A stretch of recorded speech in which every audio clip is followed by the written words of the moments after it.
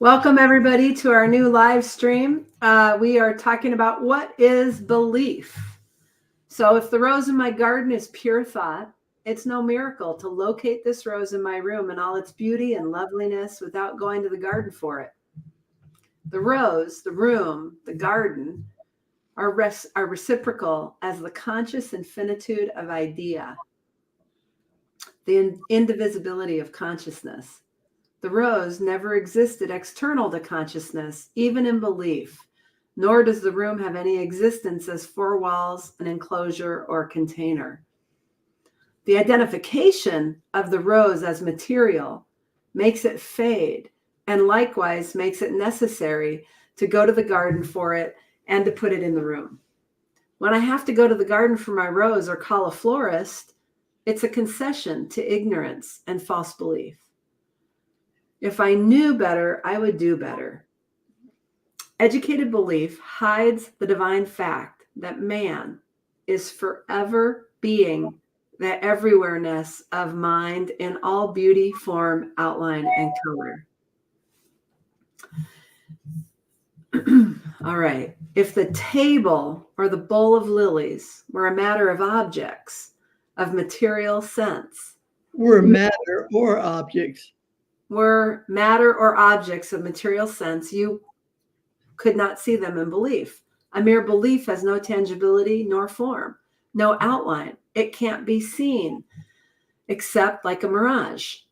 A belief is always a belief about a divine fact and just at hand. Present, a divine fact present and just at hand. What she said. Yeah. Okay, so, and this is, we're using Margaret Laird's Practice Not Profession for today's quotes, and that's a pamphlet available at the Institute of Metaphysical Science. The link is right up in the corner. You can go there. We also accept donations, and we'd appreciate any likes or follows. And if you have any questions at all, this is an interactive conversation, so go ahead and enter them in the comments. And if we're live, we'll bring them up and we will talk about those and answer those as best we can. All right. So are we ready to go? What is belief? Anything you want to add, Betty? I sure do.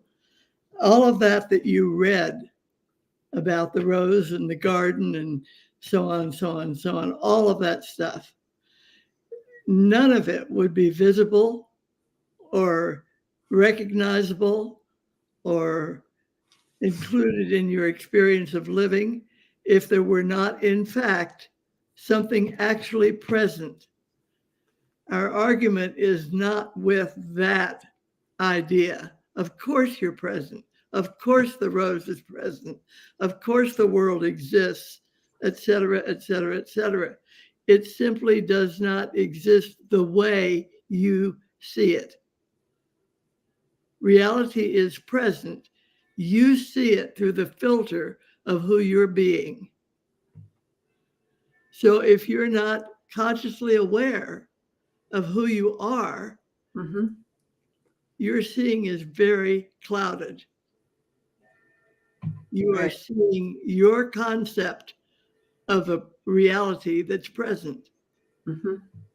So when I argue with what I'm looking at, what I'm really arguing with is my own insight, my own viewing, my own predisposition to live it as I am rather than the way it is.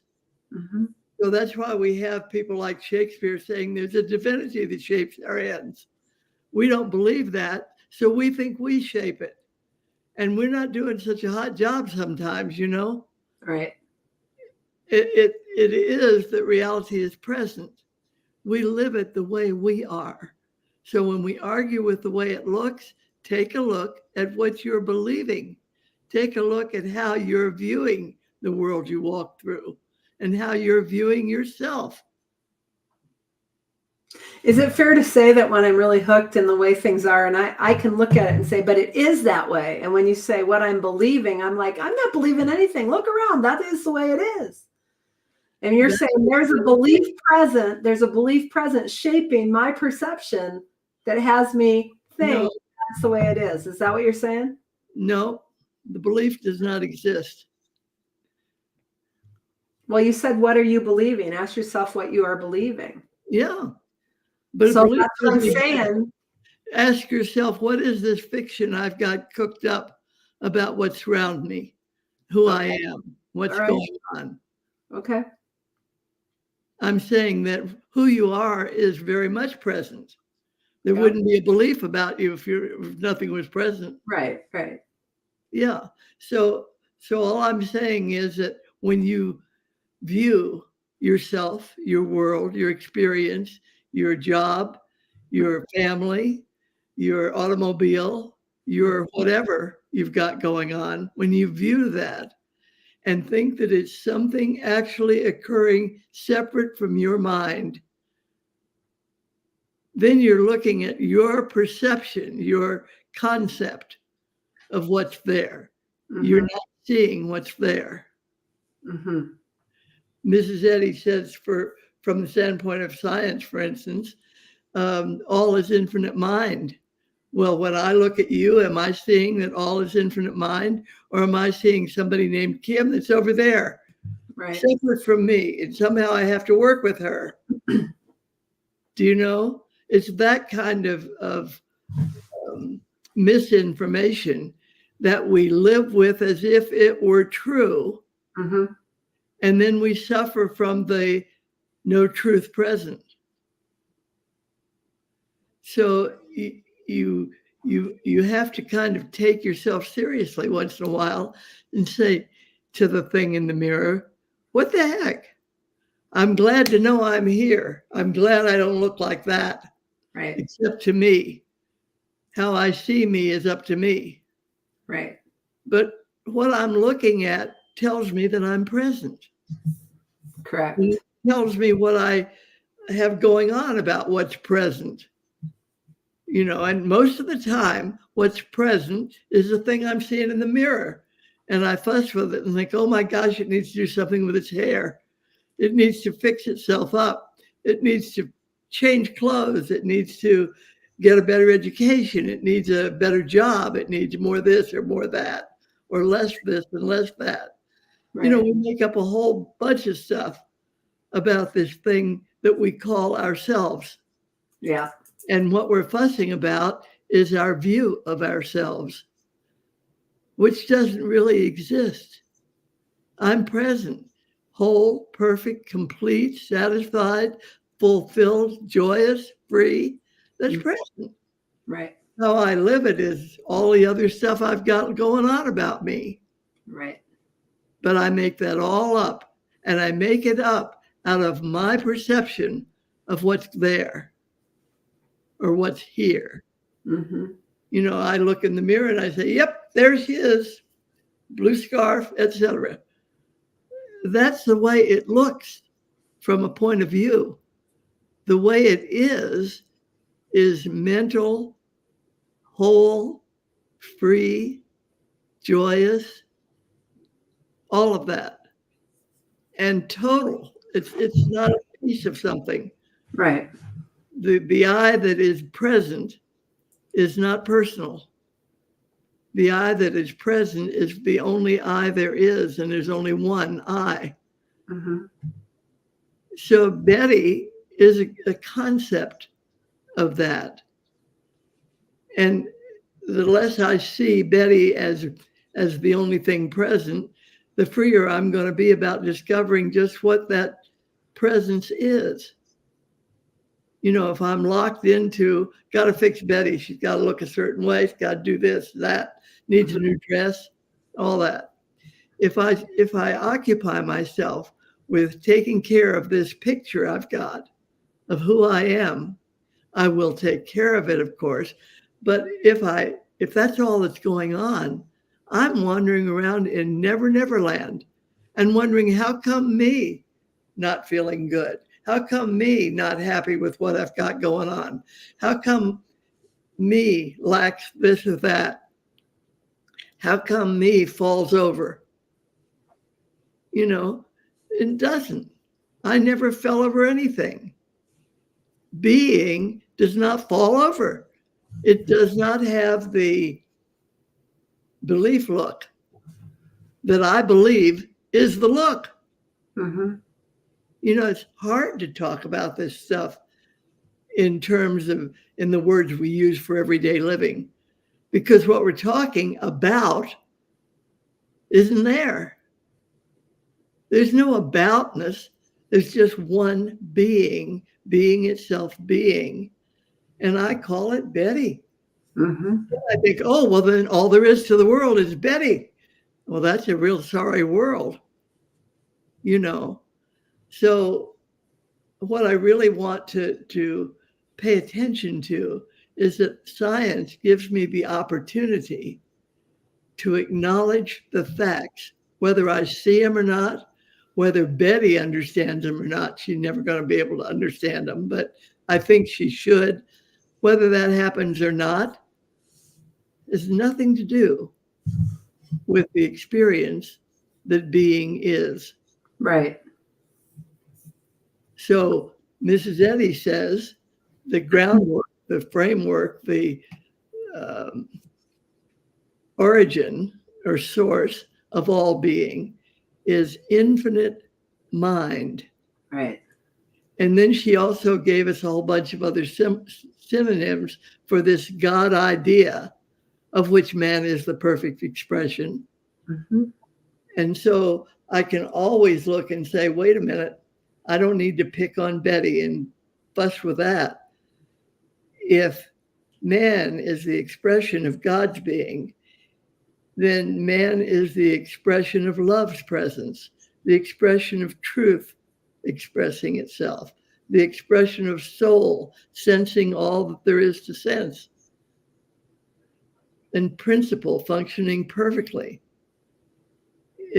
And on I could go with all the synonyms, because man is the expression, the action of the God idea.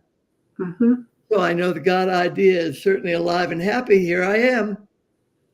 Only I'm not this thing you think you see, but I'm present, or that thing wouldn't be there at all.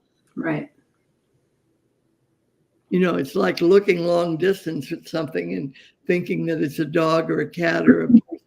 And you get down there and find out that it's really a bush, or it's something's been left out in the yard that you didn't remember. And you make up what that is. Right. So I don't know. I sort of stumble around with the vocabulary we have to work with, and we start inventing new words, and we should, because the old words are not going to do it. Right. And I want to be able to let go of my conviction that I just have Betty to work with, and oh boy, when she's got a problem, I'm in deep trouble.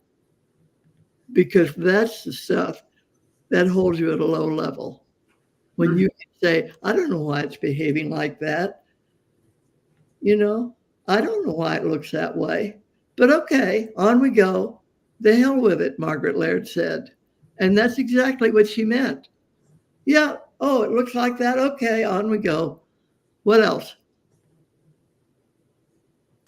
So I thought we should talk about belief, because that's the thing that we have signed up for when we think that the way we see it is the way that it is. Yeah. Yeah. Okay.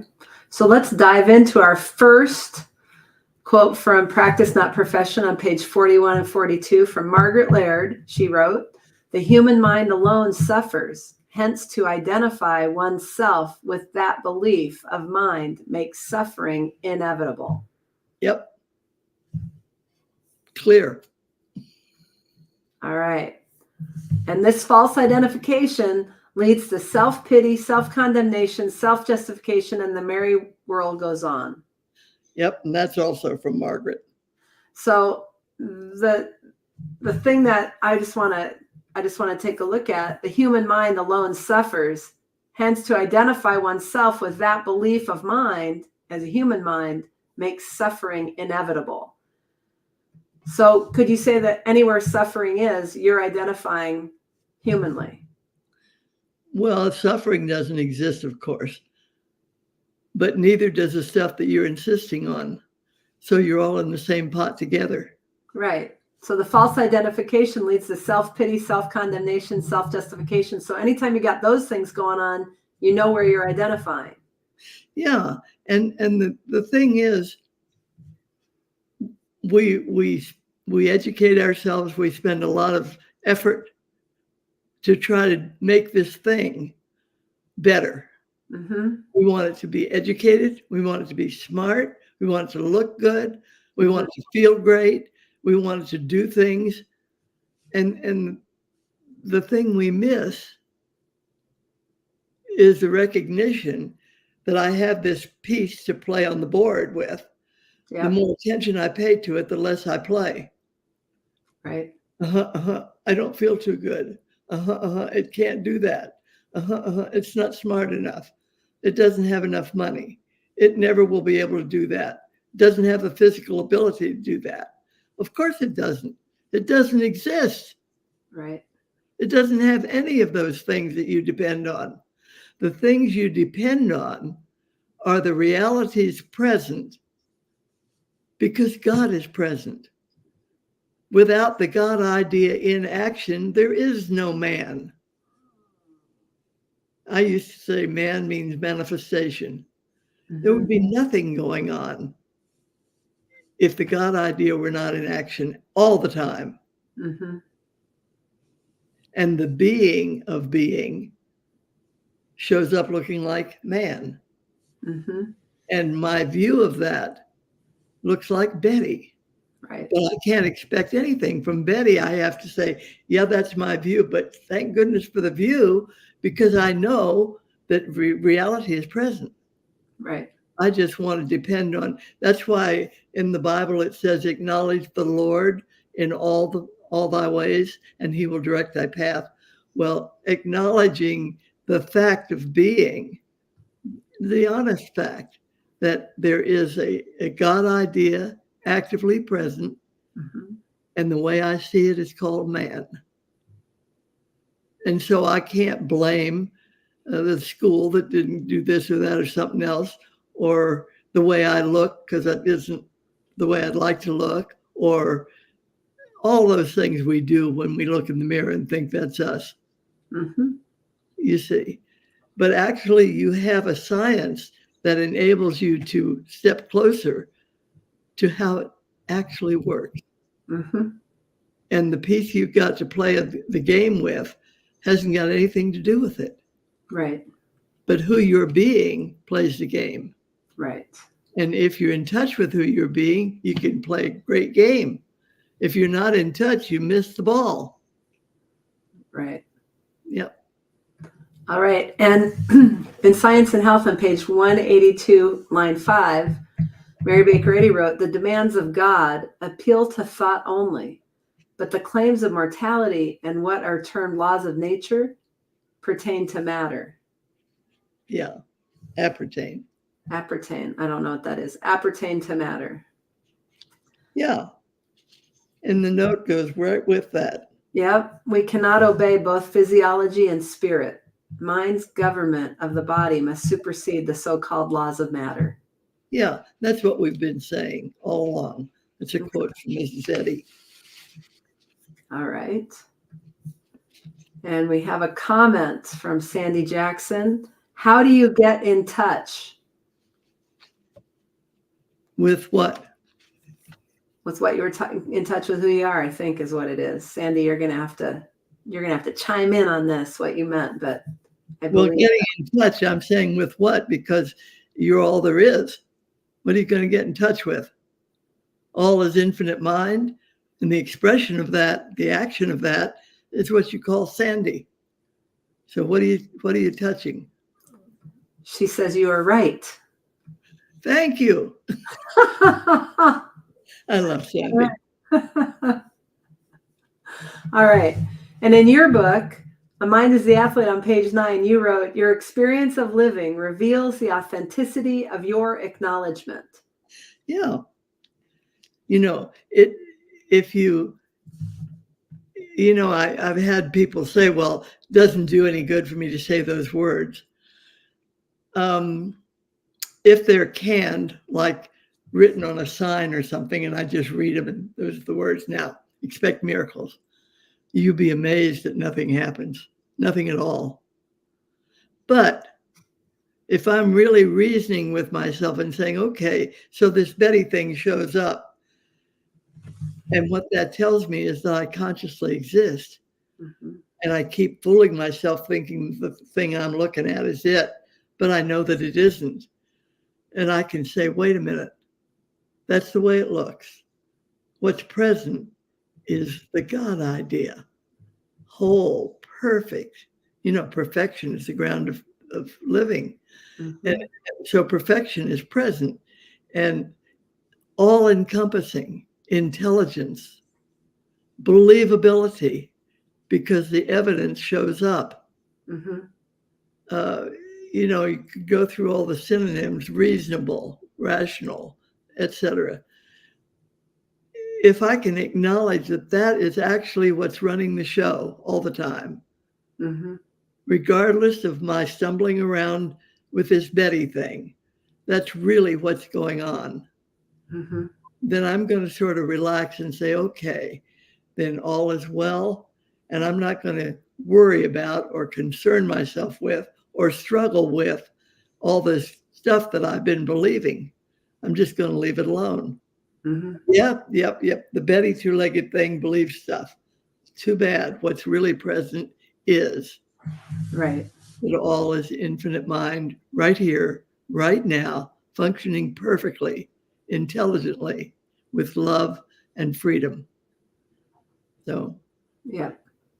All right. Now, Practice Not Profession, on page 39, Margaret Laird wrote, they, appearances, exist as ideas of mind, apparent only as mind, and infinitely manifested as the consciousness called man. yeah. And I'm looking for that. Apparent only as mind. Mm-hmm. Okay, when I look at Betty and think that means something, I'm not looking at something apparent only as mind. Mm-hmm. But if I understand that that might be my point of view at the moment, but that view that I have right now, looking just like this, is only present by the grace of the reality that I call Betty, but the reality present Mm-hmm. is my existence. Right. And that reality that's present sources from perfection, whole, free, joyous. Right. So you want to really take a look.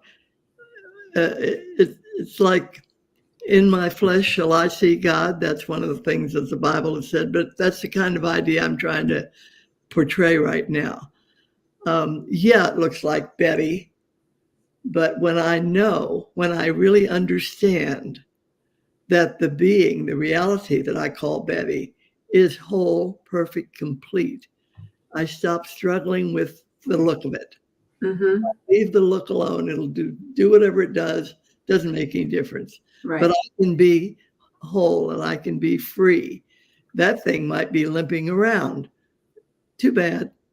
Right. So sorry, you know. Right.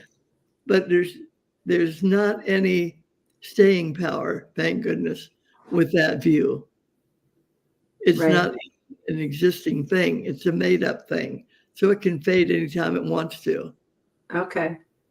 And when I stop insisting that it's who I am, it fades a lot faster than when Okay. I say, yep, this is me. Here I am. Pay attention. Right. Oh, Right. okay. Sandy says the only time to inhabit your life is now. Unless you do, your experience of human living goes along randomly and purposeless with no one in the driver's seat. Yeah, you're talking about your experience of living when you say what you have is no drivers, that sort of thing. Right. Because that's what belief is. That's what we're talking about. We have a belief about what's present that blinds us to what's actually going on. What has me present at all? Right. if it is intelligent, universal mind, which is everywhere. It has nothing to do with the brain activity. Mm-hmm. Has nothing to do with a book I read. Has nothing to do with a class I took. Right. It has to do with living myself whole in terms of the facts of my being instead of the appearance of my being. Right. Yeah, and she also said, someone said it well. Life is what happens when you're waiting around, from your book, Mind is the Athlete, on page 198. Yeah. All right. So continuing on in Science and Health on page 182, line 32, Mary Baker Eddy wrote, the law of Christ or truth makes all things possible to spirit. Yeah. And it's the law. Mm-hmm.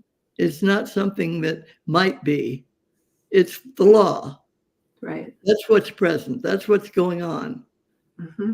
Truth, love, life, soul, spirit, principle, mind. That's what's going on.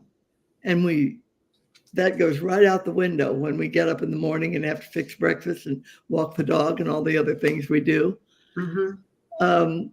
So it's really wonderful to take just a moment or so to remind yourself that this is the day the Lord hath made, the day of enlightenment, the day of understanding, the day of all is infinite mind, infinitely present right now, right here. Yep. Right. So we have another comment by Polly, says, quoting John Lennon, life is what happens when you're making plans. Yep. It's the only thing going on. Whatever else you're doing. When you're fixing dinner, same thing. Right. Exactly. All right. And the reason that you live it otherwise is because what plans you're making aren't real. There's something you're making for this thing called Betty to go do, like it was going to make a difference somewhere. Betty is a point of view of reality. Mm-hmm. And that point of view can't accomplish anything. It's just a point of view. Right. Discords have no support from nature or divine law. However, much is said to the contrary. That's right. All right. And then in your book, Mind is the Athlete, on page 91, you wrote, my sole responsibility is to live all of my world as my own self-discovering. Yeah. And I've said this before, but I'll say it again. Everyday living is your laboratory for discovering your divine self. And the only way that you even get willing to discover it is if something comes up that makes you unhappy or limits you in some way that you can't stand or infringes on what you think should be your joyous living. It's a problem. So problems, Margaret used to say, problems are a girl's best friend. Mm-hmm. Because they force you to take a look of, do I have to put up with that? No, you don't. It's entirely up to you. Because what you are experiencing in your daily living is what your point of view insists is present. And so when you just stop for a second and say, yeah, it looks like that. I know that. It looks all like that. What's actually present is something so much greater than anything I can imagine, that I'm really happy to turn it all over to infinite mind. Oh, that's present. And the presence of that constitutes my being. Good. I can sit back and really relax. Mm-hmm. And leave it alone. All is well. Right. Yeah. Okay. And in page 41, A Practice Not Profession, Margaret Laird wrote, living the fact instead of the belief lessens and the fact takes over. Yep. So acknowledge that. Might read it again. That's a good one. Living the fact instead of the belief the belief lessens, and the fact takes over. Exactly. And freedom is right there present. Yep. Yeah. Being is being. Belief is a misstatement about being, which creates a seeming in consciousness which hides being. There is no believer. Yep. And that's on page 41 of Practice Not Profession. Yep.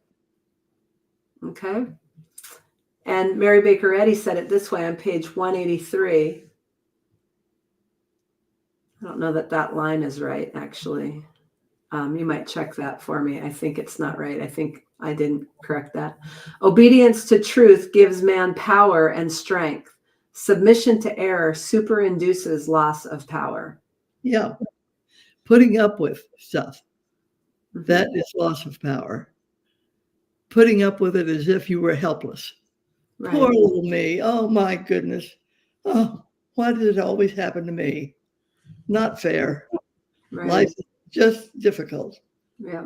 Yeah. That's the stuff she's talking about with that. Right.